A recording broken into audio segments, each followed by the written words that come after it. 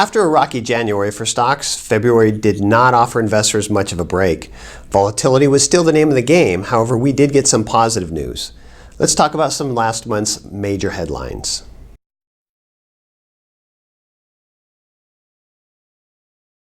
If you've been watching the news, you've probably heard a lot of talk about the risk of the United States potentially falling back into another recession. Some economists are worried about a U.S. recession because of issues like low oil and commodity prices, emerging market problems in countries like China, and fears that central banks are out of tools to fight economic trouble. Although these fears are not baseless, they don't necessarily spell recession. There are also many positives to consider.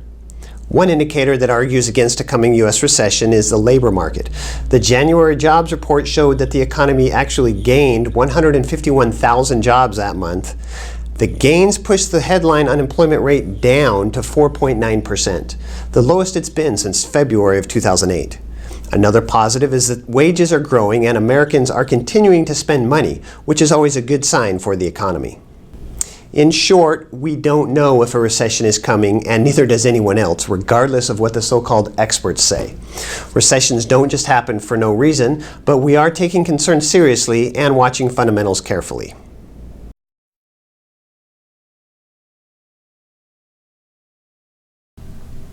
Plummeting crude oil prices have had a lot to do with negative sentiment in recent months. Crude oil prices are so low because of a tremendous supply glut, combined with slow demand from China. Investors worry that persistently low prices mean that the global economic growth situation is growing worse. Low prices also cut into energy company profits as well as those of companies with stakes in the energy industry. With 87% of S&P 500 companies reporting in, we see that overall S&P 500 earnings were down 3.6% in the fourth quarter of 2015.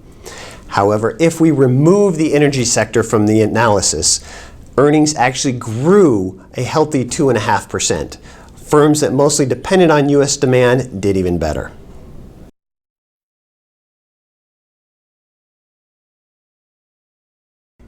The overall economic picture for the United States wasn't as bad as expected last quarter. The second estimate of the Q4 economic growth showed that gross domestic product grew 1%, not the 0.7% originally estimated. While economic growth decelerated in the last 3 months of the year, it didn't slow down as much as economists originally thought. Responding to concerns about economic growth, the Federal Reserve declined to raise interest rates again in its January meeting, keeping them low to help boost investor confidence. While the Open Market Committee will meet again in March, most economists don't think the Fed will hike rates again until June at the earliest. The bottom line is that 2016 has been a rocky road for investors and volatility is likely to last for a while. While corrections and uncertainty aren't easy, let's remember that they are coming after years of solid equity growth. We're keeping a close eye on fundamentals and helping our clients make informed decisions based on the latest economic reports. That's it for the February economic update. Please remember that nothing we talk about here is a recommendation. If you have any questions about anything we've discussed, or if you would like to discuss your personal financial situation, please give us a call at 480-422-8522. We'd be happy to speak with you.